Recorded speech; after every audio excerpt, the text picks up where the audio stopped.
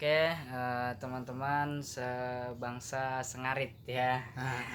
Kita akan menjelaskan sedikit tentang bagaimana kita akan memulai usaha peternakan sapi atau penggemukan sapi yang emang di era pandemik ini banyak pengusaha atau politik yang terjun ke peternakan sapi. Oke, kita akan menggali dari di sini sudah ada narasumber yaitu bersama Kakek Gaul. Oke, langsung saja silakan, Pak.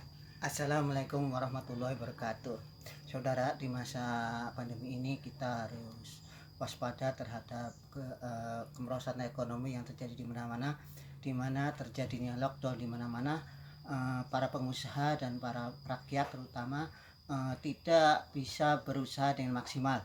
Oleh sebab itu, terutama masyarakat di pedesaan untuk bisa mengubah image agar ekonomi kita bisa maju, maka bagaimana kita bisa mengubah hal-hal yang tidak produktif menjadi produktif. Di masa yang ini, mari kita mulai belajar penggemukan sapi. Oke, Pak. Nah, kita mungkin di sini akan menjelaskan ke teman-teman semua. Jadi bagaimana tahapannya akan memulai peternakan sapi. Mungkin yang pertama apa yang harus disiapkan, Pak? Oke, pertama adalah niat, di mana apapun usahanya, apapun bidangnya, apapun apa yang akan kita kerjakan adalah niat, komitmen untuk menjalankan suatu usaha perlu agar kita itu sukses.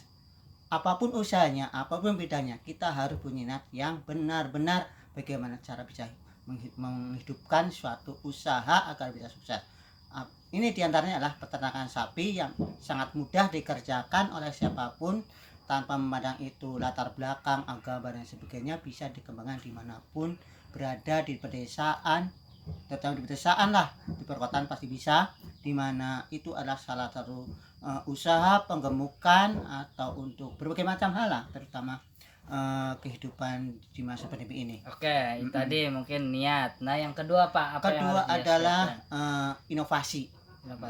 Dimana peternakan sapi adalah suatu inovasi yang dimana inovasi tersebut bisa dikembangkan dengan berbagai macam cara, diantaranya dengan romonisasi, yaitu penggemukan sapi dengan cara membudidayakan sapi dengan teknologi sederhana yang bisa dikerjakan dimanapun berada. Kemudian yang ketiga, Pak, silakan. Yang ketiga tadi ada niat, kemudian inovasi. Yang ketiga apa, Pak? Modal perlu.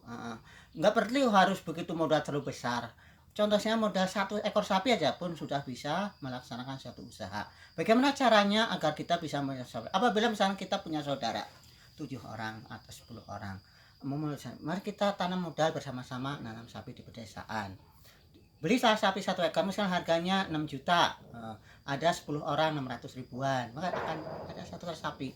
Setelah dapat 1 ekor sapi, bikinlah kandang sederhana, bisa juga modern atau lebih modern. Itu diantaranya trik-trik untuk mencari modal. Yang ketiga, yang tadi modal, habis itu apa lagi, Pak?